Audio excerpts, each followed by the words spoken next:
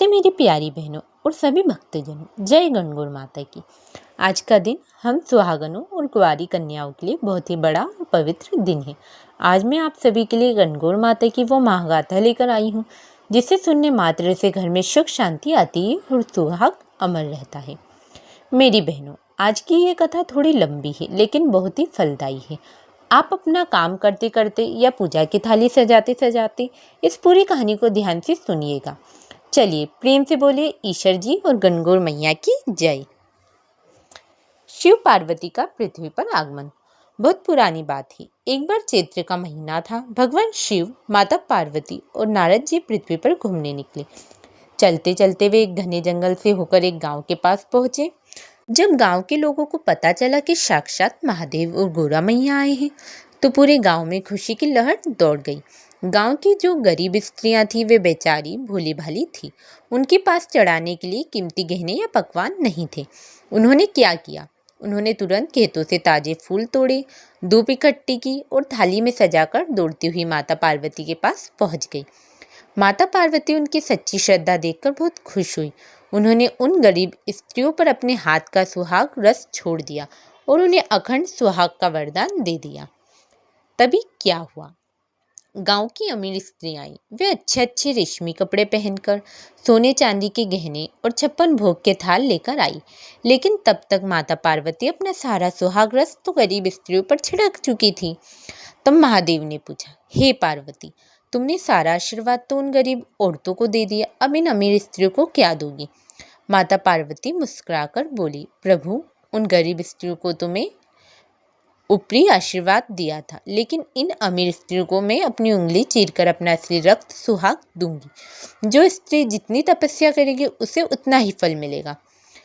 पार्वती जी का गुप्त पूजन। बहनों, अब सुनिए वो कथा जो हमें सिखाती है कि भक्ति छिपकर भी की जा सकती है। माता पार्वती नदी किनारे गई और उन्होंने रेत बालू से महादेव की मूर्ति बनाई। उन्होंने धूप चढ़ाई, पूजा की और महादेव से अपने पति की लंबी उम्र की प्रार्थना की। जब वे वापस लौटी तो महादेव ने पूछा, पार्वती, तुम्हें नदी किनारे इतनी देर क्यों हो गई? पार्वती जी ने सोचा कि अगर सच बताया तो महादेव संकोच करेंगे। उन्होंने कहा, प्रभु, वहाँ मेरी सखियाँ मिल गई थी, उनके साथ दूध भात खाने में देर हो गई। महादेव तो अंतर्यामी थी। उन्होंने कहा, अच्छा तो मुझे भी दूध भात खिलाओ। अब पार्वती जी घबरा गई। उन्होंने मन ही मन महादेव को याद किया और चमत्कार देखे। जैसे ही उन्होंने झोली में हाथ डाला, वहाँ असली दूध और भात प्रकट हो गए। सीख, माता पार्वती की तरह हम भी अपने घर की खुशहाली के लिए पूरी श्रद्धा से नियम निभाना चाहिए। अब सुनिए वो कहानी जो हर बेटी के दिल को छू लेती है। गणगौर का त्यौहार केवल पूजा नहीं, ये एक बेटी की विदाई का दिन है। जब 16 दिन पूरे होते हैं तो गौरा मैया अपने पियर से ससुराल कैलाश जाती हैं। जैसे एक पिता अपनी बेटी को विदा करते समय रो पड़ते हैं, वैसे ही राजस्थान की धरती पर ईश्वर जी, शिव जी अपनी गौरा को लेने आते हैं। बहनों, जब गौरा माता विदा होती है तो वे आशीर्वाद देकर जाती हैं कि जो भी कन्या या स्त्री श्रद्धा से मेरा पूजन करेगी उसका घर हमेशा अन्न और धन से भरा रहे। मेरी प्यारी बहनों, गणगौर की पूजा अधूरी है अगर हम विघ्नहर्ता गणेश जी की कहानी ना सुने। सुनिए एक बहुत ही सुंदर कथा। एक बार एक अंधी बुढ़िया थी जो बहुत गरीब थी, लेकिन गणेश जी के परम भक्त थी। वह रोज गणेश जी की पूजा करती। एक दिन गणेश जी प्रसन्न होकर प्रकट हुए और बोले, माई, तू जो चाहे सो मांग ले। बुढ़िया बेचारी भोली थी, बोली, प्रभु, मुझे तो मांगना ही नहीं आता, मैं क्या मांगूं? गणेश जी बोले, अपने बेटे बहू से पूछकर मांग ले। बुढ़िया ने घर जाकर बेटे से पूछा तो बेटा बोला, माँ धन मांग ले। बहू से पूछा तो बहू बोली, पोता मांग ले। बुढ़िया ने सोचा ये तो अपने अपने मतलब की बात कर रहे हैं। उसने पड़ोसन से पूछा तो पड़ोसन ने कहा, अरे बुढ़िया, तू तो अंधी है, अपनी आंखें क्यों नहीं मांग लेती? अगले दिन बुढ़िया मंदिर गई और गणेश जी से बोली, हे देवा, मुझे 9 करोड़ की माया, धन दे, निरोगी काया आंखें दे, अमर सुख दे, पोता दे और अंत में मोक्ष दे। गणेश जी हंसकर बोले, माई, तूने तो मुझे ठग लिया, सब कुछ एक साथ मांग लिया, पर जा, जैसे तूने मांगा है वैसे ही होगा। तो बहनों, जैसे गणेश जी ने उस बुढ़िया की लाज रखी और सब कुछ दिया, वैसे ही गणगौर माता और गणेश जी हम सबका घर भरे। बोलिए गणेश जी की जय। माता पार्वती का रूप और श्रृंगार। सखियों, अब जरा कल्पना कीजिए कि हमारी गणगौर माता कैसी दिखती है। माता पार्वती ने चटक लाल रंग की ओढ़नी पहनी है जिस पर सुहागनी गोटा लगा है। उनके हाथों में 16 श्रृंगार की मेहंदी रची है जिसकी खुशबू पूरे कैलाश में महक रही है। उनके माथे पर कुमकुम की बड़ी सी बिंदी है और गले में नौलखा हार है।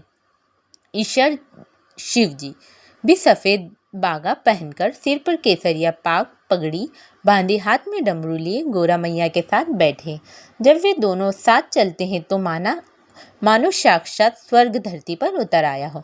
हम सब भी आज वैसे ही सुंदर लग रहे हैं क्योंकि हम उनकी पूजा कर रहे हैं। अब मैं आपको बताती हूँ कि 16 दिन के नियम क्या होते हैं। ध्यान से सुनिए। मिट्टी लाना।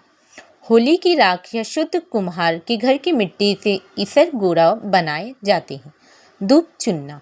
रोज सुबह सूरज निकलने से पहले धूप घास लानी चाहिए। धूप ताजी हरी होनी चाहिए। 16 बिंदियाँ। दीवार पर या कागज पर कुमकुम मेहंदी कागज की 16 बिंदियाँ लगाई जाती है। काजल की। गीत गाना। बिना गीत की गणगौर नहीं होती। रोज गौर ए गणगौर माता गाना जरूरी है।